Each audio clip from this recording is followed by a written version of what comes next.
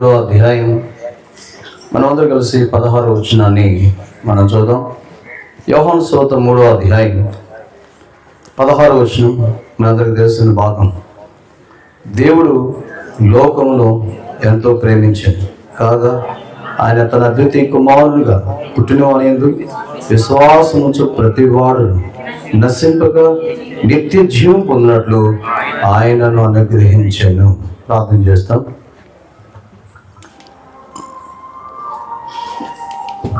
ప్రేమ కలిగిన మా తండ్రి, మహాపరిశుద్ధుడైన మా దేవ, ఈ యొక్క రాత్రికాల సమయంలో మేధాసు రాజమ్మ గారి గృహాన్ని ఆధారం చేసుకుని తండ్రి కలిగిన స్వార్థ కూడిగా మాకెంతో దీవెనకరంగా వచ్చేది. మీ యొక్క మెల్లని స్వరాన్ని మేము వినలున్నట్లు సహాయపడమని కూడా ప్రార్థన చేస్తున్నాను. మీ ఉద్దేశాలు, మీ సంకల్పాలు మా యొక్క సంపూర్ణంగా నెరవేర్చుకోండి. మీరే గొప్ప దేవుడిగా బయలుపరుచుకుని మహిమ పొందమని కోరుతున్నాను. విశ్వాసం మీ ప్రభుత్వం తిరిగొస్తూ మహిమ ఘనత స్తుతి ప్రభావం మీకు ఆరోగిస్తూ నిలబెట్టిన మీ రాస్తున్నట్టు మీ మాట ఉంచమని, ఇప్పటికీ మిమ్మల్ని ప్రేమించి ఈ స్థలానికి వచ్చిన వారిని స్తుతిస్తూ మీ ఏర్పాట్లో ఉన్న వారిని నడిపించమని కోరు. యేసుక్రీస్తు వారి శ్రేష్టమైన నామములోనే స్తుతించి ప్రార్థన చేసి పెడుతున్నాము తండ్రి, ఆమేన్.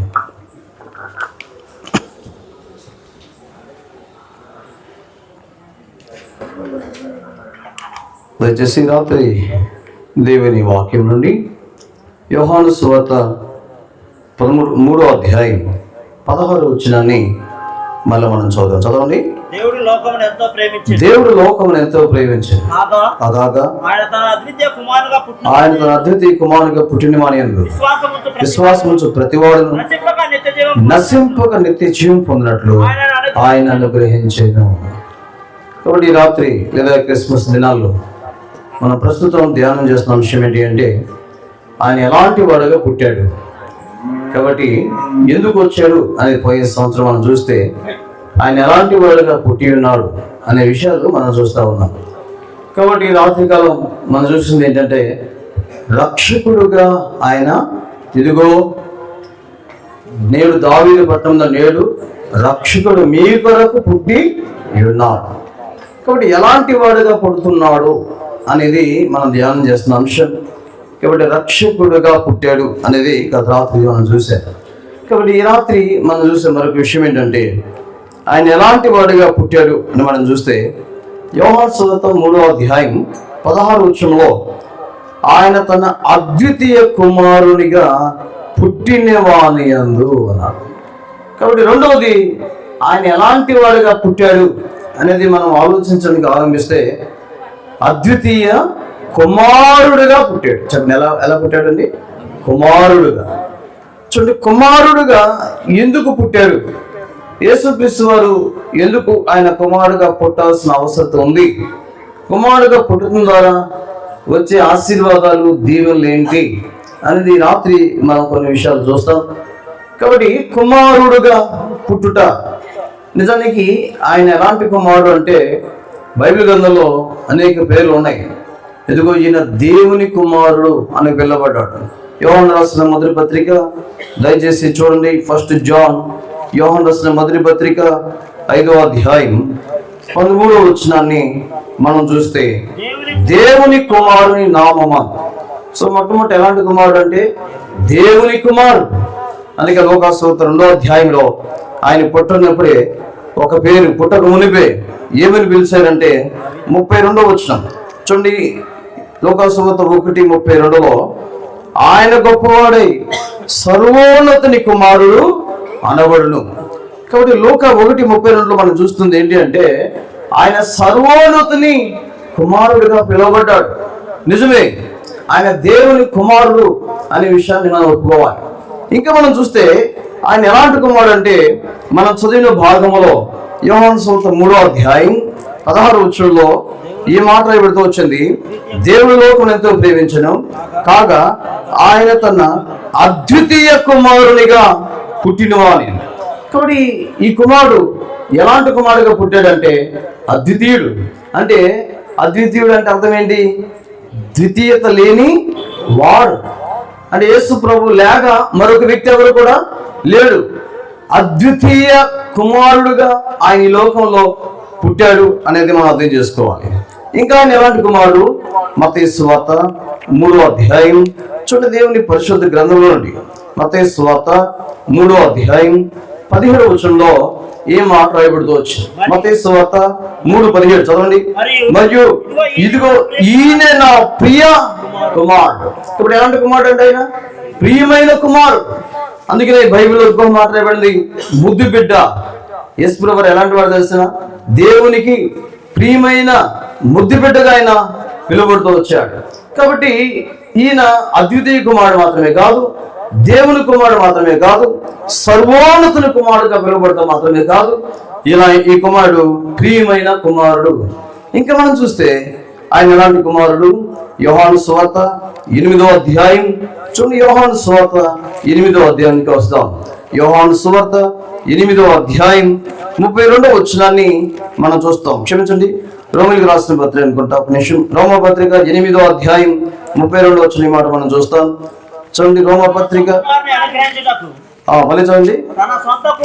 తన సొంత కుమారుని అనుగ్రహించుటకు వెనుకు తీయక చాలు. యేసు ఎలాంటి కుమారుడు? సొంత కుమారుడు. చూడండి, ఎన్ని మాటలు ఆయన గురించి రాయబడుతూ వచ్చినాయి. ఆయన సర్వోన్నతుడు కుమారుడుగా పిలువబడ్డాడు, దేవుని కుమారుడుగా పిలువబడ్డాడు, అద్వితీయ కుమారుడుగా పిలువబడ్డాడు, ప్రియమైన కుమారుడుగా పిలువబడ్డాడు, సొంత కుమారుడుగా పిలువబడ్డాడు. లూకాసు వార్త 9వ అధ్యాయం చూడండి. లూకాసు వార్త 9వ అధ్యాయం ఈ సమయంలో 35వ వచనంలో ఒక మాట రాయబడుతూ వచ్చింది. చూడండి, లూకాసు వార్త 9వ అధ్యాయం 35వ వచనం. మరియు ఈయన నేను ఏర్పరచుకున్న నా కుమారుడు. సో ఈయన ఎవరు అంటే దేవుడే ఏర్పరచుకుని ఈ లోకానికి పంపాడు. ఏర్పరచబడిన కుమారుడు అనే విషయాన్ని మనం చూస్తా ఉన్నాం. ఇంకా మనం చూస్తే దేవుని పరిశుద్ధ గ్రంథం మార్కు సువార్త 2వ అధ్యాయం 10వ వచనంలో ఈ మాట రాయబడుతూ వచ్చింది. మార్కు సువార్త 2వ అధ్యాయం 10వ వచనంలో ఏం రాయబడుతూ వచ్చింది అంటే, అయితే పాపమును క్షమించుటకు భూమి మీద మనుష్య కుమారునిగా ఆ మనుష్య కుమారునికి. కాబట్టి ఆయన ఎలాంటి కుమారుడుగా పిలువబడ్డాడు ఈ లోకంలో అంటే చెప్పండి, మనుష్య కుమారుడు. మరి దీని గురించి చెప్పాలంటే నేను ఇంకో రోజు ప్రత్యేకంగా మనుష్య కుమారుడు గురించి చెప్తాను. దానికి చాలా విషయాలు ఉన్నాయి, ఎందుకు ఆయన మనుష్య కుమారుడు వచ్చాడు అని చెప్పాలి. అయితే రాత్రి మనం ఈ విషయాలు చూస్తూ ఉన్నాం. ఎన్ని విషయాలు చూసి ఇప్పుడు మనము 6 చూసామా 7 చూసామా? దేవుని కుమారుడుగా, సర్వోన్నతుడి కుమారుడుగా, అద్వితీయ కుమారుడుగా, ప్రియమైన కుమారుడుగా, సొంత కుమారుడుగా, ఏర్పరచబడిన కుమారుడుగా, మనుష్య కుమారుడుగా ఆయన ఈ లోకానికి వచ్చాడు. మరి ఎందుకు ఆయన కుమారుడుగా పుట్టాడు? ఆయన కుమారుడుగా పుట్టడం బట్టి ఏమి దేవుడు మనకు తెలియజేస్తున్నాడు, లేదా ఆయన కుమారుడుగా పుట్టిన బట్టి ఏమి మనకు ఆయన ఇస్తున్నాడు అనే విషయాలు ఈ రాత్రి జ్ఞాపకం చేసుకుందాం. సో బైబిల్ గ్రంథంలో వచ్చి ఒక 7 సందర్భాలను నేను జ్ఞాపకం చేయాలని కోరుతున్నాను. యేసు ఎందుకు కుమారుడుగా పుట్టాడు రండి. మొట్టమొదటి ఉద్దేశం దేవునిది ఏమై ఉంది? యోహాను రాసిన మొదటి పత్రిక ఎందుకొరకు ఆయన కుమారుడుగా పుట్టాల్సిన అవసరత చూడండి. యోహాను రాసిన మొదటి పత్రిక 4వ అధ్యాయం ఈ సమయంలో 9వ వచనాన్ని మనం చదువుతాం. యోహాను రాసిన మొదటి పత్రిక 4వ అధ్యాయం 9వ వచనం మనం చదువుతాం. చదవండి. మనము ఆయన ద్వారా జీవించినట్లు దేవుడు తన అద్వితీయ కుమారుని లోకంలోనికి పంపెను. దీని వలన దేవుడు మన అందించిన ప్రేమ ప్రత్యక్షపరచబడెను. ఎందుకు దేవుడు యేసుక్రీస్తుని కుమారుడిగా పుట్టించాడు ఈ లోకంలో? దేవుడు తన కుమారునిగా యేసుక్రీస్తుని ఎందుకు పంపించాడు? దీన్ని బట్టి ఒక విషయం మనకు అర్థమవుతుంది. యేసుక్రీస్తు కుమారుడుగా పుట్టుటను బట్టి మనకు అర్థమవుతున్న విషయం ఏంటంటే దేవుడు మనల్ని ప్రేమించాడు అనేది అర్థమవుతుంది. ఏంటి అర్థమైందా? మీకు అర్థమైందా? అర్థం లేదు. యేసుక్రీస్తు వారిని కుమారుడుగా దేవుడు పుట్టించటను బట్టి అక్కడ మనకి ఏం అర్థమవుతుందంటే దేవుడు మనలను ఎంతగా ప్రేమించాడో. అలాగే యోహాను సువార్త 3వ అధ్యాయం 16వ వచనంలో దేవుడు లోకమును ఎంతో ప్రేమించను కనుక ఆయన అద్వితీయ కుమారునిగా పుట్టినాడు. అంటే ఈ లోకంలో దేవుడు యేసుక్రీస్తు వారిని కుమారుడుగా పుట్టించటంలో దేవుడు మనల్ని ఎంత ప్రేమించాడో ఆ ప్రేమ ప్రత్యక్షమవుతుంది. ఇది మనం అర్థం చేసుకోవాలి. సహజంగా చూడండి, మనం ఒకే ఒక కుమారుడు ఉంటే, ఏకైక కుమారుడు, జనతైక కుమారుడు, అద్వితీయ కుమారుడు కనుక మనకుంటే, ఆ కుమారుని ఇవ్వడానికి ఇష్టపడతామా, ఉంచుకోవడానికి ఇష్టపడతామా? ఒకవేళ దేవుడు సేవకు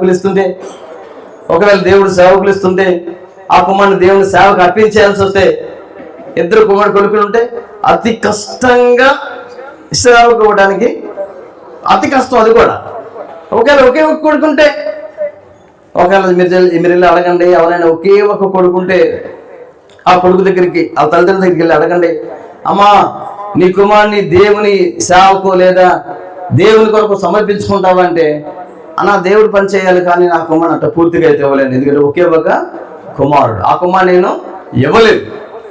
చూడండి, చాలాసార్లు మనము ఒకే ఒక కుమారుడు ఉంటే, అందుకే నేను ఇలా అంటున్నాను, ఏమనుకోవద్దు, ఒకే ఒక కుమారుడు ఉంటే ఏమీ నేర్పకుండా అల్లారు ముద్దుగా పెంచి చివరికి పెద్ద అయిన తర్వాత అసలు ప్రయోజకులే కాదు. చూడండి, చాలా అల్లారుగా ముద్దుగా పెంచి పనులు నేర్పుకోకుండా ఏమి నేర్పకుండా చాలా ముద్దుగా పెంచుతారు. చివరికి రోడ్డు మీదకి వెళ్ళినప్పటికీ వాడికి ఏమి అంటే గారం, అతి గారం అంటారు చూడండి, అతి ప్రేమ అంటారు చూడండి. అలాగా ఈ రాత్రి నేను అంటాను, ఒకే ఒక కుమారుడు అనుకుంటే ఆ కుమారుడు మన కళ్ళ ముందే చంపబడతాడని మనకు తెలిస్తే ఆ ప్లేస్కి మన కుమారుడిని పంపుతామా? ఒకవేళ పొరపాటున మన కుమారుడు స్కూల్లో తప్పు చేసి మేడం వాడిని కొడితే కూడా మన స్కూల్కి వెళ్ళిపోయి ఏదే కడతాం. ఎలా వచ్చినాయి మా పిల్లలు కొడతానికి చేతులు? మా పిల్లల్ని మేమే కొట్టము. ఎంత ధైర్యం! పిల్లలు తప్పు చేతి చెప్పాలి కానీ గుడ్డుని మొదటి బాధ ఏంటి అడుగుతామా లేదా? అంటే ఎందుకు ఈ మాట మీకు జ్ఞాపకం చేస్తున్నానంటే, మనమైతే మనకు గనక ఒకే ఒక కుమారుడు ఉంటే, ఆ కుమారుడు ఒక ఊరికి వెళ్తే ఆ కుమారుడు తిడతాడని తెలిస్తే, ఆ కుమారుని అసహించుకుంటారని తెలిస్తే, ఆ కుమారుని మీద ఉమ్మినేస్తారని తెలిస్తే, ఆ కుమారుని రెల్లుతో కొడతారని తెలిస్తే, ఆ కుమారుని గడ్డం పెరిగేస్తారని తెలిస్తే ఏ తల్లిదండ్రులైనా పంపిస్తారంటే కానీ పంపించరు. కానీ ఒక ఆయన ఉన్నాడు, ఆయన దేవుడు. ఆయన మనల్ని ఎంతగా ప్రేమించాడంటే, తన కుమారుని కంటే ఎక్కువగా మనం ప్రేమించాడు కనుకనే తన కుమారుని చెయ్యి వదలటానికి శిలువ మీద ఆయన ఇష్టపడ్డాడు. అంటే దీన్ని బట్టి ఒకటి మనకు అర్థమవుతుంది ఏంటంటే, దేవుడు మనల్ని ఎంతగా ప్రేమించుంటే తన సొంత కుమారుని మన కొరకు ఇచ్చేసాడు. ఈ రాత్రి పిల్లరా, యేసు ఈ లోకంలో ఎందుకు కుమారుడుగా పుట్టాడంటే దేవుని ప్రేమ ఏంటో మీకు తెలియజేస్తున్నాడు. ఈ లోకంలో ఎవరు ప్రేమించలేని ప్రేమతో ఆయన నిన్ను ప్రేమిస్తున్న సత్యాన్ని తెలియచేయడానికి కొరకై 2000 సంవత్సరాల క్రితం ఈ లోకానికి యేసు అనే పేరుతో ఒక కుమారుడు ఈ లోకానికి రావాల్సి వచ్చింది. ఆ కుమారుడు ద్వారానే దేవుడు నిన్ను నన్ను ఎంతగా ప్రేమిస్తున్నాడో, దేవుని ప్రేమ ఎంత గొప్పదో మనకు అర్థమవుతూ ఉంది. ఈ రాత్రి అంత గొప్ప దేవుని ప్రేమను నువ్వు తృణీకరిస్తే, అలాగే యేసు క్రీస్తుని నువ్వు తృణీకరిస్తే నిత్య జీవాన్ని కోల్పోయే వ్యక్తిగా ఉన్నావనే సత్యాన్ని ఈ రాత్రి గ్రహించాలి. రెండోది, ఆ కుమారుని ఎందుకు పంపాడు? సో ఈ కుమారునితో వచ్చే ఆశీర్వాదాలు ఏంటి? దేవుని వాక్యం నుంచి కొలస్సీలకు రాసిన పత్రిక 1వ అధ్యాయం చూడండి. కొలస్సీలకు రాసిన పత్రికలో ఒక మాట మీకు జ్ఞాపకం చేస్తాను. చూడండి, కొలస్సీలకు రాసిన పత్రిక 1వ అధ్యాయం 14వ వచనాన్ని మనం చదువుతాం. చదవండి. ఆ కుమారుని ఎందుకు మనకు విమోచనం అనగా పాప క్షమాపణ. కాబట్టి ఎందుకు కుమారుని పంపాడు అంటే, కుమారుని ద్వారా దేవుని ప్రేమ చూపించాలనుకున్నాడు. ఎందుకు కుమారుని పంపాడు అంటే, కుమారుని ద్వారా మనకేం కలుగుతుందంటే పాపానికి క్షమాపణ. అందుకే యోహాను సువార్త 3వ అధ్యాయం 17వ వచనంలో ఆయన ఈ మాట చెప్పారు. యోహాను సువార్త 3వ అధ్యాయం 17వ వచనం చదవండి. లోకం తన కుమారుని ద్వారా రక్షణ పొందుటకే గాని లోకమునకు తీర్పు తెచ్చుటకు దేవుడు ఆయన లోకంలోనికి పంపలేదు. ఎందుకు కుమారుడిగా పుట్టాడు? దేవుని ప్రేమ తెలియచేయాలనుకున్నాడు. ఎందుకు కుమారుడిగా పుట్టాడు? ప్రతి మానవునికి విమోచన ఇవ్వాలనుకున్నాడు. ప్రతి మానవునికి పాపానికి క్షమాపణ. ఎందుకంటే ఆయన అధికారం కలిగిన వాడు. మార్కు సువార్త 2వ అధ్యాయం 10వ వచనంలో మనం చూస్తాం. మార్కు సువార్త 2వ అధ్యాయం 10వ వచనం, అయితే పాపములు క్షమించుటకు భూమి మీద మనుష్య కుమారునికి అధికారము. కాబట్టి యేసు తప్ప పాపాలు క్షమించే అధికారం కలిగిన వారు ఈ లోపల ఎవరైనా ఉన్నారంటే ఎవరు లేదు. ఒకవేళ నేను కనుక మిమ్మల్ని వెంకటపాలెంలో ఉన్న ప్రియులరా రండి నేను మీ పాపాలు క్షమిస్తా అంటే, అసలు నీ పాపాలు నువ్వు గడుకోలేకపోతున్నావు, నా పాపాలని ఒక మనుషుడు మరొక మనిషిని ఏ విధము చేతనైనా విమోచించలేడు అని బైబిల్లో రాయబడింది. ఒక మనిషి మరొక మనిషిని క్షమించగలంటే సాధ్యం కాదు. మానవుడు భూమి మీద కామ, క్రోధ, లోభ, మోహ, మదమస్తాలతో నిండిపోయిన వ్యక్తి, అదే వ్యక్తిత్వం కలిగిన మరొక వ్యక్తి దేవుడిగా పిలువబడినంత మాత్రాన ఒక పాపిని విమోచించే అధికారం అతనికి లేదు. కావున యేసుక్రీస్తు వారు ఈ లోకంలో పాపాలు క్షమించడానికి అధికారం కలిగిన వాడు. పాపరహితుడిగా జన్మించాడు, పాపరహితుడిగా జీవించాడు, పాపరహితుడిగా ఈ భూమి మీద మనకంటే ముందుగానే జీవించాడు, పాపరహితుడిగా శిలువ మీద చనిపోయాడు. ఆయన చిందించిన పవిత్ర రక్తం ప్రతి పాపం నుంచి మనకు కలుగుతా ఉంది. ఈ రాత్రికాల సమయంలో 2000 సంవత్సరాల క్రితం యేసుక్రీస్తు కుమారుడు ఎందుకు పుట్టాడు అంటే దేవుని ప్రేమను వ్యక్తపరచడానికే కాదు, కానీ ఎందుకు అంటే నీకు నాకు పాపానికి క్షమాపణ కలుగు చేయడానికి ఆయన కుమారుడుగా పుట్టాడు. ఈ రాత్రి నా ప్రశ్న ఏంటంటే, మన జీవితంలో ఎన్నో క్రిస్మస్లు అయిపోతున్నాయి. అయితే కుమారుడుగా ఎందుకు పుట్టాడో ఆ ఉద్దేశం మనలో నెరవేర్చబడకపోతే, ఈ గొప్ప రక్షణ కార్యం మనం పొందలేకపోతే, పాప క్షమాపణ అనుభవంలోకి మనం రాలేకపోతే మన జీవితంలో ఎన్ని క్రిస్మస్లు వచ్చినా వ్యర్థమైపోతుంది. సో ఈ కుమారుడు మనకిచ్చే మరొక ఆశీర్వాదం, మరొక ఉద్దేశం కుమారుని ఈ లోకం పంపట్లు ఏంటంటే, నిన్ను నన్ను ఆయన రక్షించాలనుకున్నాడు, విమోచించాలనుకున్నాడు, క్షమించాలనుకున్నాడు. అందుకొరకే పాపం ఎరగని ఆ కుమారుని నీ కొరకు ఈ లోకంలో పుట్టించాడు. కొంచెం ముందుకెళ్దాం. ఎందుకు ఈ కుమారుని ఈ లోకంలోనికి పంపాడు లేదా పుట్టించాడు అనేది మనం చూస్తాం. దేవుని వాక్యం నుంచి గలతీయులకు రాసిన పత్రిక 4వ అధ్యాయం, గలతీయులకు రాసిన పత్రిక 4వ అధ్యాయం, దయచేసి 4-5 వచనాలు మనం చదువుదాం. గలతీ పత్రిక 4:5 చదవండి. అయితే కాలం పరిపూర్ణమైనప్పుడు చూడండి, దేవుడు తన కుమారుని పంపాడు, ఆయన స్త్రీ అందు పుట్టి మనము దత్తపుత్రం కావాలని ధర్మశాస్త్రం లోబడిన వాడిని విమోచించుటకై ధర్మశాస్త్రకు లోబడిన వాడేను. చాలు. యేసుక్రీస్తు వారు ఎందుకు కుమారుడు పుట్టాడు అంటే దేవుని ప్రేమ ఏంటో చూపించాలనుకున్నాడు, అందుకే కుమారుడు పుట్టాడు. యేసుక్రీస్తు వారు ఎందుకు కుమారుడుగా పుట్టాడు అంటే నిన్ను నన్ను పాపం నుంచి విమోచించి రక్షించాలనుకున్నాడు, నీ పాపాలకి క్షమాపణ ఇవ్వాలనుకున్నాడు. అందుకే అధికారం కలిగిన దేవుడికి లోకానికి ఆయన పుట్టి ఉన్నాడు. యేసుక్రీస్తు వారు ఎందుకు కుమారుడుగా పుట్టాడు అంటే మనం చదువుతున్న గలతీ రాసిన పత్రిక 4వ అధ్యాయం 4-5 వచనాలు రాయబడుతుంది. మనము దత్తపుత్రులము కావాలని. చాలు. ఎందుకంటే కుమారుడు పుట్టాడు నిన్ను నన్ను కుమారుడుగా చేసుకోవడానికి. ఎందుకంటే చెప్పండి, నిన్ను నన్ను కుమారుడుగా చేసుకోవడానికి. అంటే మనం ఒకప్పుడు ఆయన కుమారులు కాదా? బైబిల్ ఏమంటుంది? యోహాను సువార్త 8వ అధ్యాయం చూడండి. యోహాను సువార్త మనం ఎవరి కుమారులు అంటే చూడండి, యోహాను సువార్త దయచేసి 8వ అధ్యాయం. ఇక్కడ మనం చూస్తున్నాం, మీరు మీ తండ్రి యొక్క 44 వచ్చిన చదవండి. మీరు మీ తండ్రి యొక్క అంటే ఇప్పుడు మన తండ్రి ఎవరు? అపవాది. అంటే మనం ఒకప్పుడు ఎవరు పిల్లలు? అపవాది పిల్లలు. అందుకే యోహాను మాట్లాడు, ఏమన్నాడు సార్? ఎవరి సంతానం అంట మీరు? ఎవరి సంతానం అండి? అరే సర్ప సంతానమా? ఒకప్పుడు మనము అపవాది పిల్లలు, అపవాది బిడ్డలుగా జీవించారు, చీకటి సంబంధం.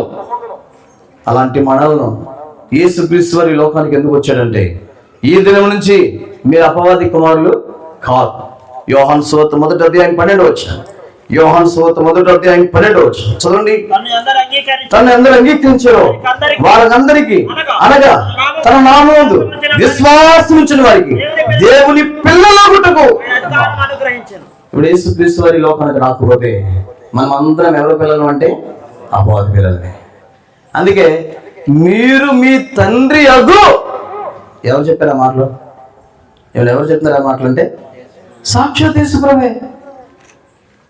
ఒకవేళ నేను కనుక సర్ప సంతానం అంటే నువ్వు సర్ప సంతానం, మీ నాన్న సర్ప సంతానం, మీ తాత సర్ప సంతానం అంటారు.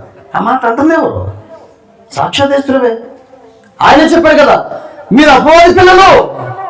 నేను ఎందుకు వచ్చానంటే ధర్మశాస్త్రానికి లోబడిపోయిన మిమ్మల్ని విమోచించి నేటి నుంచి మీరు దత్తపుత్రులుగా అయిపోవాలి, నాకు కుమారులుగా అయిపోవాలి. యేసు శిలువ మీద ఎందుకు చెయ్యి వదిలేడు అంటే, నేను యూట్యూబ్లో చెప్పాను, 7 కారణాలు చెప్పాను. దాంట్లో కారణం ఏంటంటే, ఆయన తన కుమారుడు చెయ్యి వదిలి మన చెయ్యి పట్టుకున్నాడు. ఆ దినం నుంచి నీవు నేను అపవాద సంతానం కాదు. ఆ దినం నుంచి నీవు నేను ధర్మశాస్త్రం లేకుండా వారు కాదు. ఆ దినం నుంచి నీవు నేను దేవునికి కుమారులు అయిపోయావు. కాబట్టి యేసు ఈ లోకంలో ఎందుకు కుమారుడుగా పుట్టాడు అంటే 3 కారణాలు మనం చూసాం. మొదటి కారణం ఏంటి అంటే, దేవుడి ప్రేమ ఏంటో చూపించాలనుకున్నాడు. రెండో కారణం ఏంటంటే, నిన్ను పాపం నుంచి విమోచించాలనుకున్నాడు. మూడో కారణం ఏంటి అంటే, అపవాది సంతానంగా నిన్ను దేవుడు తన సొంత బిడ్డలుగా చేయాలనుకున్నాడు. ఇంకా ముందుకెళ్దాం. దేవుని వాక్యం నుంచి ఎందుకు ఆయన తన కుమారుడుగా ఈ లోకంలో పుట్టి ఉన్నాడు, లేదా కుమారుడు ద్వారా వచ్చి ఆశీర్వాదం ఏంటి? యోహాను సువార్త దయచేసి 8వ అధ్యాయం. యోహాను సువార్త 8వ అధ్యాయం. దేవుని పరిశుద్ధ గ్రంథంలోంచి మనం చూస్తాం. యోహాను సువార్త 8వ అధ్యాయం 36 వచనాన్ని మనం చూద్దాం. చదవండి. కుమారుడు మిమ్మల్ని స్వతంత్రులుగా చేసిన ఎడల మీరు నిజముగా స్వతంత్రులై ఉందురు. చూడండి, ఇక్కడ ఏం రాసిందంటే, కుమారుడు మిమ్మును స్వతంత్రులుగా చేసిన ఎడల మీరు నిజముగా. కాబట్టి యేసు ప్రభువు ఈ లోకంలో ఎందుకు కుమారుడు పుట్టాడు అంటే, మనకు కుమారుడు ఎందుకు ఆయన అనుగ్రహింపబడ్డాడు అంటే, ఎందుకు కన్యక గర్భవతి కుమారుని కనది అంటే, ఆ కుమారుడు ద్వారానే దేవుని ప్రేమ అర్థమైంది. ఆ కుమారుడు ద్వారానే పాపానికి క్షమాపణ వచ్చింది. ఆ కుమారుడు ద్వారానే దేవుని పిల్లలుగా మార్చబడ్డాం. ఆ కుమారుడు ద్వారానే 4వ ఆశీర్వాదం ఏంటి అంటే, మిమ్మల్ని స్వతంత్రులుగా చేసేనాడు. నిజమే, ఈ లోకంలో జీవిస్తున్న ప్రతి మనిషి ఎన్నో రకాల బంధకాల్లో ఉన్నాడు. ఎన్నో రకరకాల బంధకాలు ఉన్నాయి మనిషి చుట్టూ. మరణ పురులను చుట్టుకున్నాయి అన్నాడు దావీదు. నేను అనుకుంటాను, ఖచ్చితంగా యేసుని నమ్మని వ్యక్తి జీవితంలో ఎన్నో బంధకాలు. నేను అనుకుంటున్నా, పాపం ఒక వ్యక్తిని బంధించింది అని బైబిల్ చెప్తుంది. శాపము ఒక వ్యక్తిని బంధిస్తుంది అని బైబిల్ చెప్పింది. లోకసువార్త 13 అనుకుంటా, లోకసువార్త 13వ అధ్యాయంలో 18 సంవత్సరాలు. చూడండి, లోకసువార్త 13వ అధ్యాయం ఒక మాట విజ్ఞాపకం చేస్తాను. 16 వచనం. లోకసువార్త 13:16 చదవండి. ఇదిగో 18 ఏండ్ల నుండి సాతాను బంధించిన. ఏంటండి? సాతాను బంధకాలు ఉన్నాయి, పాప బంధకాలు ఉన్నాయి, ధర్మశాస్త్రం యొక్క బంధకాలు ఉన్నాయి. మెడకట్లో అని పిలిచారు దాన్ని, మెడకట్లో అని పిలిచారు దాన్ని. ఎన్నో రకాల బంధకాల మానవుడు భూమి మీద జీవిస్తున్నాడు. కనుకనే మానవుడు స్వతంత్రత లేనివాడు. తన చుట్టూ ఎన్నో రకాల బంధకాలు ఉన్నాయి. చీకటి శక్తుల ద్వారా, అంధకార శక్తుల ద్వారా, దురాత్మ శక్తుల ద్వారా, చాతబడి ఈ రకరకాల వాటి ద్వారా మానవుడు బంధించబడ్డాడు. ఈరోజు నేను అంటాను, యేసు లోకానికి వచ్చిన తర్వాత ప్రతి మానవుని స్వతంత్రుడుగా చేస్తున్నాడు. ఏం చేస్తాడండి? ఈరోజు యేసు ప్రభువుని నమ్ముకున్న వ్యక్తికి ఇవేమి ఉండవు. ఎందుకంటే స్వతంత్రుడు, సర్వసత్యములోనికి వచ్చాడు. అందుకే యోహాను సువార్త 8వ అధ్యాయంలో ఏం చెప్పారు? యోహాను సువార్త 8వ అధ్యాయం చూడండి. ఈ మాట జ్ఞాపకం చేసుకుంటే, యోహాను సువార్త 8వ అధ్యాయం ఈ సమయంలో 33 వచనాన్ని మనం చూస్తే 32. అప్పుడు సత్యమేమో స్వతంత్రులుగా చేయనని చెప్పగా. ఎందుకంటే యోహాను సువార్త 14లో ఆదరణకర్త అయిన వాడు వచ్చి మనల్ని సర్వసత్యంలోకి నడిపిస్తున్నట్లు బైబిల్ గ్రంథంలో మనం చూస్తూ ఉంటున్నాం. అయితే ఆయన అనగా సత్య స్వరూపైన ఆత్మ వచ్చినప్పుడు మిమ్మల్ని సర్వసత్యంలోనికి 16-13 మనం చూస్తాము. సర్వసత్యం. ఈరోజు చూడండి, ఏ వ్యక్తి కూడా ఈరోజు రకరకాల బంధకాలతో బంధించబడే అవకాశము లేదు. ఏం కారణం? ఒకటే కారణం, యేసు కుమారుడుగా పుట్టాడు. ఆయన కుమారుడుగా పుట్టినప్పుడు మనం ఏం చేస్తామంటే, అసలు ఆయన ఎందుకు కుమారుడుగా పుట్టాడు అది మనం గుర్తించుకోకుండా ప్రతి సంవత్సరం ఆయన కుమారుడు చేస్తానంట. లాలి లాలి లాలి. అరే ఎంతకాలం ఇక ఉయ్యాలని పెట్టదు బయటికి తీరేంటి, ఎంతకాలం చూసినా కుమారుడు బాలయేసు. నాకు కూడా కొన్ని పాటలు వచ్చు. ఇదంత నా అనిపిస్తుంది అసలు ఎందుకు పుట్టాడు కుమారుడు అనేది మనం అక్కడ పక్కన పెట్టేసి మళ్ళా క్రిస్మస్ వస్తాగానే పశువులు బాకాడు కట్టేస్తున్నాం, ఉయ్యాలకి కట్టేస్తున్నాం. ఆయన మాత్రం మళ్ళా శిశువులు పెట్టేసి జోలాలు జోలాలు జోలాలు పాటలు పాడేస్తా ఉన్నాం. ఎందుకు వచ్చాడు కుమారుడుగా? నీ పాప నుంచి విమోచించడానికి. ఎందుకు వచ్చాడు కుమారుడుగా? దేవుని ప్రేమ చూపించడానికి. ఎందుకు వచ్చాడు కుమారుడుగా? దత్తపుత్రులుగా చేసుకోవడానికి. ఎందుకు వచ్చాడు కుమారుడు అంటే నిన్ను స్వతంత్రుడుగా. ఈరోజు మత సంబంధమైన కట్లతో చాలా మంది బంధించబడి ఉన్నారు. యేసయ్య ఒక మార్గం కానీ యేసయ్య ఒక మతము కాదు. నేను సెమినరీ కాలేజీలో ఉన్నప్పుడు విజయవాడ ఒక పెళ్లి చేయడానికి వచ్చాను. ఆ పెళ్లి జాలివేస్లో ఉన్న రాజమండ్రి హోస్టల్ మినిస్టర్స్ ఆయన నేను కలిసి చేస్తానమాట. ఇక్కడ విజయవాడ ఒక ఫంక్షన్ హాల్లో ఆయన అన్నాడు, పాస్టర్ గారు మీరు ప్రార్థన చేస్తారా, నేను వాక్యం చెప్తాను. చదువు ఆయన పెద్ద ఆయన కదా, మీరు వాక్యం చెప్పండి, నేనే ప్రార్థన చేస్తాను. ఆయన వాక్యం చెప్పాడు, తర్వాత నేను ప్రార్థన చేశాను. అప్పుడు పెళ్లిలో నేను చూశాను, అసలు పాపం పెళ్లి కొడుకు పెళ్లి కూతురు అందరూ బాగున్నారు. ఆ పెళ్లి సంఘ పెద్దలు మాత్రం ఒక్కపూడి తేవలేదని గొడవ చేశారు. అది ప్రధానం దగ్గర ఎంత గొడవ అంటే పెళ్ళి ఆగిపోద్దామనిపించింది. ఒక్కపూడి కోసం కొబ్బరి మొక్కలు, తర్వాత ఏమంటారు ఖర్జూరం, అవి 6 చెప్తే 4 తెచ్చారంట. అక్కడ పడింది గొడవ. ఖర్జూరం తగ్గిపోయింది ఆపనంటారు. ఇది అక్కడ వచ్చింది పాస్టర్ గారు, ఆయన బాప్టిస్ట్ పాస్టర్ పాపం, ఆయన ఆల్రెడీ సపోర్ట్ చేస్తాడు. అది మరి నాకు అర్థం కాలేదు. మరి ఎంత భయంకరంగా ఉంటుందా అనిపించింది. అసలు 2 ఖర్జూరాలు మళ్ళీ తీసుకొచ్చేంత వరకు ప్రధానం జరగలేదు. ఖర్జూరాలు తగ్గినాయి. నేను అనుకుంటాను చాలా మంది ఈ మతకట్లతో బంధించబడినారు. నేను అనుకుంటాను యేసు వచ్చింది వీళ్ళ కోసం కాదు, నిన్ను స్వతంత్రంగా చేయాలనుకున్నాడు. ప్రతి విధమైన బంధకాల నుంచి విడిపించడానికి వచ్చాడు దేవుని కుమారుడు. ఈ దినం యేసుక్రీస్తు వారు ఎందుకు పుట్టాడు నీకు అర్థమైతే ఏ బంధకాలలో ఉండవు. నువ్వు సర్వసత్యములోకి వచ్చావు. అంధకారం నుంచి రకరకాల బంధకాల నుంచి నిన్ను ఆయన విడిపించడానికి వచ్చాడు. మరలా నువ్వు మతగట్లతో నువ్వు బంధించబడాల్సిన అవసరత లేదు లేదు లేదు. కొంచెం ముందుకు వెళ్దాం. ఎందుకు ఆయన వచ్చాడు చూడండి. ఎందుకు ఆయన కుమారుడుగా పుట్టాడు మనం చూస్తాం. రెండు దేవుని పరిశుద్ధ గ్రంథంలో నుండి మరొక మాట మీకు జ్ఞాపకం చేయాలి. యోహాను రాసిన మొదటి పత్రిక 5వ అధ్యాయం చూడండి. యోహాను రాసిన మొదటి పత్రిక 5వ అధ్యాయం. ఈ సమయంలో ఇంకొక మాట జ్ఞాపకం చేస్తాం. యోహాను రాసిన మొదటి పత్రిక 5వ అధ్యాయం 12వ వచనం చూడండి. యోహాను రాసిన మొదటి పత్రిక 5:12. దేవుని కుమారుని అంగీకరించేవాడు జీవము గలవాడు, దేవుని కుమారుని అంగీకరించని వాడు జీవము లేనివాడు. ఇంకొక మాట యోహాను సువార్త 5వ అధ్యాయం 26వ వచనం. యోహాను సువార్త 5వ అధ్యాయం 26వ వచనం. తండ్రి ఎలాగో తనంతట తానే జీవం గలవాడు ఉన్నాడు, అలాగే కుమారుడు తనంతట తానే జీవం గలవాడు ఉండుటకు కుమారునికి అధికారము ఇచ్చాడు. యోహాను సువార్త 10వ అధ్యాయం. యోహాను సువార్త 10వ అధ్యాయం.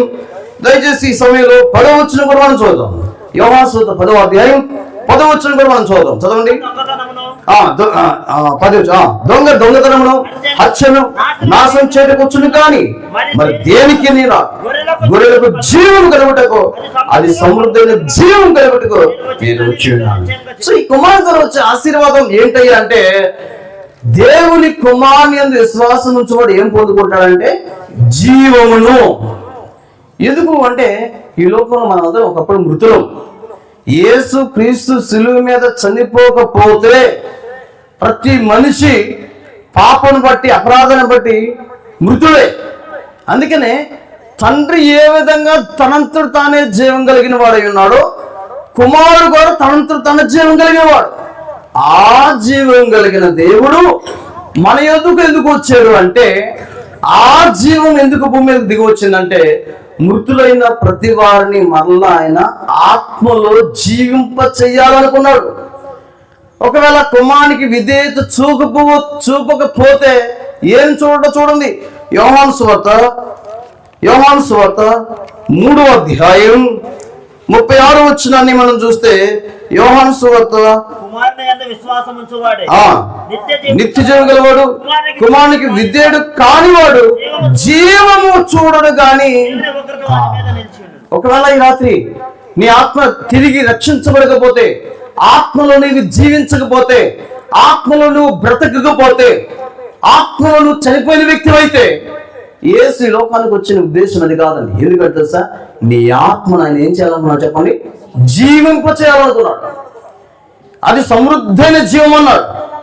ఒకవేళ యేసు ప్రభుని ఏదో నామకార్థంగా మాత్రమే అంగీకరించి ఆ జీవాన్ని మనం కలిగి ఉండకపోతే, అందుకే రేపు పొద్దున మనకు జీవమయ్యున్న క్రీస్తు ప్రత్యక్షమైనప్పుడు అని పౌలు గారు చెప్పి, ఆ జీవం ఎవరిలో ఉందో వారు మాత్రమే ఈ భూమి మీద నుంచి ఎత్తబడతారు. అందరూ రేపు పొద్దున యేసు ప్రభువు మధ్యాకాశానికి వచ్చినప్పుడు ఆ జీవంతో నువ్వు కనెక్ట్ అవ్వకపోతే, నీ ఆత్మ బ్రతికించబడకపోతే, నీ ఆత్మ మేల్కొలకపోతే, నీ ఆత్మ తిరిగి బ్రతకకపోతే, అందుకే ఒక నీటి మూలంగాను ఆత్మ మూలంగాను ఏం చెప్పండి, జన్మించబడాలా.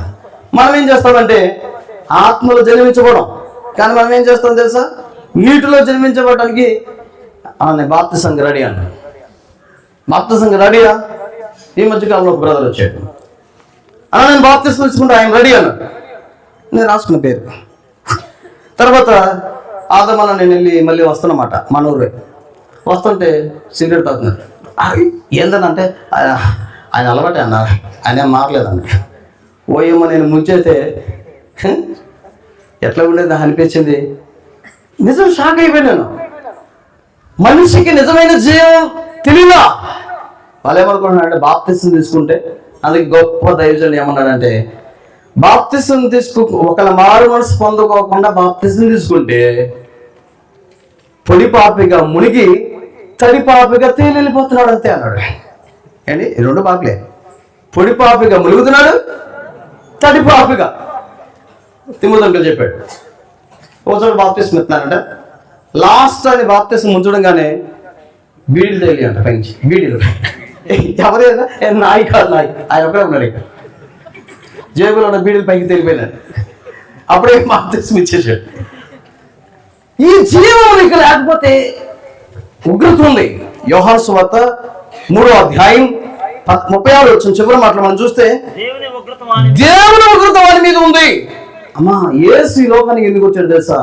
నిన్ను బ్రతికించడానికే, నీ ఆత్మను జీవింప చేయడానికి వచ్చాడు. మనం ఎన్ని విషయాలు చూసినప్పుడు మొట్టమొదటి మనం చూస్తున్నాం దేవుని ప్రేమ చూపించడానికి ఆయన ఈ లోకానికి వచ్చాడు. రెండోదిగా మనం చూస్తున్నాం, చెప్పండి, పాపాన్ని క్షమించడానికి ఈ లోకానికి కుమారుగా పుట్టాడు. మూడోదిగా మనం చూస్తున్నాం దేవుని పిల్లలుగా చేసుకోవడానికి లోకాన్ని కానీ పుట్టి ఉన్నారు. నాలుగోదిగా మనం చూస్తున్నాం అనేక బంధకాలను నిన్ను స్వతంత్రులుగా చేయడానికి ఆయన ఈ లోకానికి పుట్టి ఉన్నారు. ఐదోదిగా మనం చూస్తున్నాం ఆయన జీవం మనకివ్వడానికి ఆయన పుట్టి ఉన్నాడు. రెండు దేవుడు వాక్యం నుంచి మరొక మాట మనం జ్ఞాపకం చేసుకుందాం. రెండు దేవుని పరిశుద్ధ గ్రంథం రోమీయులకు రాసిన పత్రిక 5వ అధ్యాయం, రోమీయులకు రాసిన పత్రిక 5వ అధ్యాయం 10వ వచనం. ఎందుకు ఆయన కుమారుడు వచ్చాడు చూడండి. రోమా పత్రిక 5వ అధ్యాయం దయచేసి 10వ వచనాన్ని మనం చదువుదాం. చదవండి. ఏలైనగా శత్రువులమై ఉండగా ఆయన కుమారుని మరణము ద్వారా మనము దేవునితో సమాధాన పరచబడిన ఎడల సమాధాన పరచబడిన వారమై ఆయన జీవించుడు చేత మరి నిశ్చయముగా రక్షింప. ఎందుకు కుమారుడు ఈ లోకానికి వచ్చాడంటే, కుమారుడు మనకి ఇచ్చే ఆశీర్వాదం. ఆరవది ఏంటి అంటే, దేవునితో నిన్ను సమాధాన పరచడానికే ఆయన మధ్యవర్తిగా ఈ భూమి మీదకి దిగి వచ్చాడు. ఒకవేళ నేను అనుకుంటా యేసు ప్రభు ఈ లోకానికి రాకపోతే తండ్రితో మనకి సమాధానం అనేది లేదు. ఆయన సిలువ రక్తం. కొలస్సీలకు రాసిన పత్రిక 1వ అధ్యాయం దయచేసి ఈ సమయంలో 19-20 వచనాలు మనం చూస్తే చదవండి.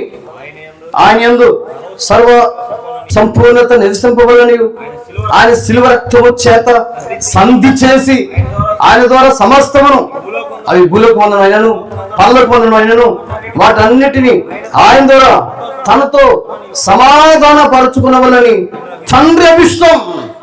ఎందుకైతే నీ కుమారుని ఈ లోకానికి పంపావు, ఎందుకయ్యా ఆ కుమారుని సిలువకి అప్పగించావు, ఎందుకయ్యా ఆయన ఆఖరి రక్తబట్ట వరకు కాలిపోతుంది, ఎందుకయ్యా నువ్వు ఆయన రక్షించలేదు? మనమే మన పిల్లలు కళ్ళ ముందు ఏదైనా ముళ్ళు గుచ్చుకుంటేనే తల్లడిల్లిపోతాం కదా.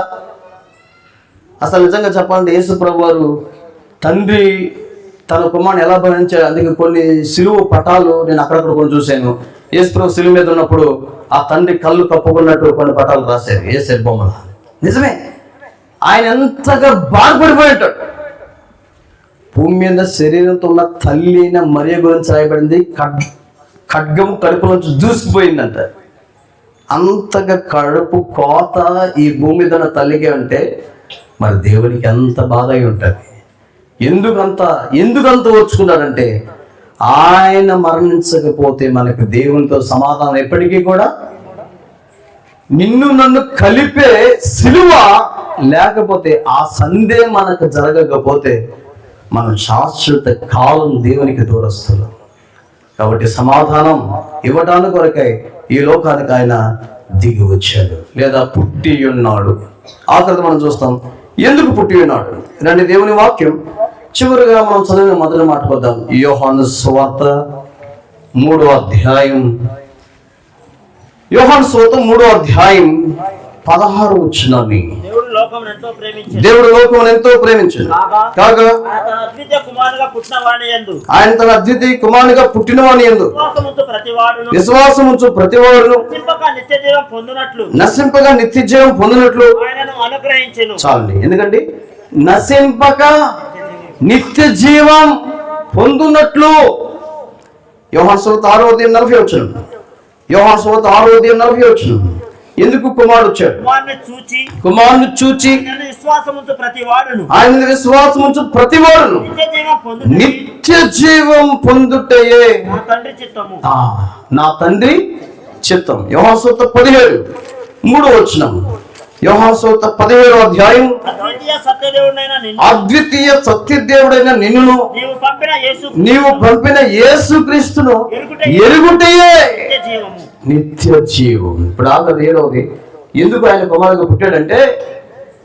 కుమారుగా పుట్టాడంటే బైబిల్ చెప్తుంది యేసు ద్వారానే మానవులకి నిత్య జీవం ఉంది. నశింపక నిత్య జీవం పొందునట్లు ఆయనను అనుగ్రహించాడు. ఒక యేసు ఈ లోకంలో నీ కొరకు పుట్టకపోతే మనకేం లేదు చెప్పండి, నిత్య జీవం లేదు. కానీ నిత్య నరకం ఉంది, అగ్నిగంధకాలతో మండే గుండం.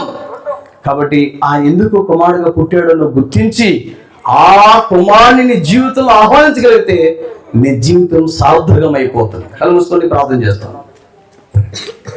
దయచేసి కళ్ళు మూసుకోండి, ప్రార్థన చేస్తాం. ఒకవేళ రాత్రి ఈ గుడికి వచ్చిన ఎవరైనా యేసుక్రీస్తు వారిని ఇంకా ఆ కుమారుడు ఎందుకు పుట్టాడో ఆ పరమ ఉద్దేశం నీ జీవితం నెరవేర్చబడకపోతే, ఇంకా నువ్వు నామగత క్రైస్తవుడిగానే ఉంటుంటే, పాప క్షమాపణ జరగకపోతే, నిజమైన రక్షణ కార్యం నీలో లేకపోతే, పరిశుద్ధమైన దేవుడు, ప్రేమ కలిగిన దేవుడు, రక్షకుడైన దేవుడు, నిన్ను ప్రేమిస్తున్న దేవుడు, 2000 సంవత్సరాల క్రితం కలవరిలో నీకోసం పవిత్ర రక్తం చెందించిన దేవుడు ఈరోజు కూడా నీతో మాట్లాడుతున్న దేవుడు. నేను ప్రేమించాను, పరలోకం వదిలిపెట్టి వచ్చాను, తనతో భాగ్యాన్ని విడిచిపెట్టి వచ్చాను, నీ కొరకే వచ్చాను.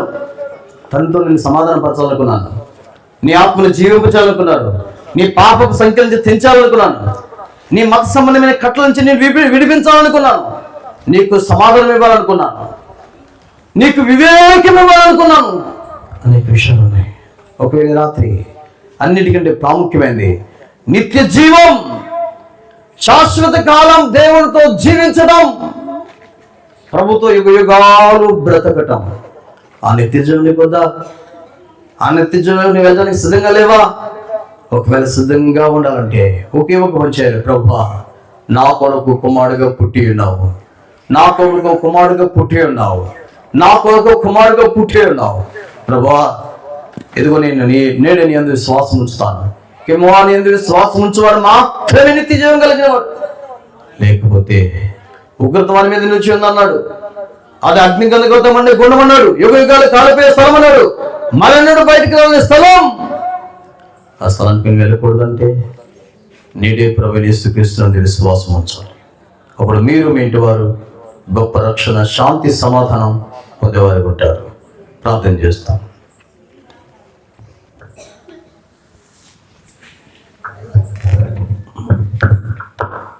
ప్రేమలు మా తండ్రి, మహాపరిశుద్ధమైన మా దేవ, మీరు మనం ప్రేమించి మేము మాకు అనుగ్రహించిన మరి స్తోత్రాలు. ఈ రాత్రి మన హద్దుబాట్లు వెతుకున్న మాటలు మీరు ఇక్కడ ఫలింపు చేయండి ప్రభువా. మీరు ఎందుకు కుమారుడుగా పుట్టి ఉన్నారు, ఈ మాట మేము చూస్తున్నప్పుడు కుమారుడుగా మాకు ఇచ్చే ఎన్నో ఆశీర్వాదాలు మీరు మీ గ్రంథం నుంచి తెలియజేశారు. ఎవరికి వాక్యాన్ని హృదయాంతరంగంలోకి తీసుకున్నారు, ఏదో కూడిగా వచ్చి వెళ్ళిపోతున్నారు, వారిని జ్ఞాపం చేసుకోండి. మిమ్మల్ని హృదయంలో సొంత రక్షకుడిగా అంగీకరించిన వారిని జ్ఞాపం చేసుకోండి. పశ్చాత్తాపాన్ని జ్ఞాపకం చేసుకోండి. మరోసారి మీరు అస్త్రాలు రాజమ్మ గారి గృహాన్ని బట్టి ప్రత్యేకంగా ప్రార్థన చేస్తున్నాం. వారిని ప్రేమించిన మరి కుమారుని బట్టి స్తోత్రాలు. సో డేవిడ్ గారి కుటుంబాన్ని బట్టి, కోటేశ్వర గారి కుటుంబాన్ని బట్టి, ప్రసన్న గారి కుటుంబాన్ని బట్టి ప్రార్థన చేస్తున్నాం. జ్ఞాపకం చేసుకోండి. మీ దీవెనల ఆశీర్వాదాలు దయచేయండి. ఈ రాత్రి ఈ కూడికి ఎవరైతే సిద్ధపడి వచ్చారో వారందరినీ మీ నిత్య దీవులతో నింపి పంపమని కోరుతాం. మిగిలిన మా సమయంతో దీవెటికరంగా మార్చమని విశ్వాసముతో యేసుక్రీస్తు వారి పరిశుద్ధ నామములో ప్రార్థన చేసి వేడుచున్నాము తండ్రి, ఆమేన్. మన తండ్రి దేవుని ప్రేమ, కుమారుని యేసుక్రీస్తు వారి కృప, పరిశుద్ధాత్మ దేవుని అన్యోన్య సహవాసం ఇప్పుడు ఎల్లప్పటికీ చేరిన వారికి, సకల పరిశుద్ధులకి, కుటుంబ సభ్యులకి ప్రభు రాకడ వరకు తోడై ఉండి నడిపించునుగా. ఆమేన్.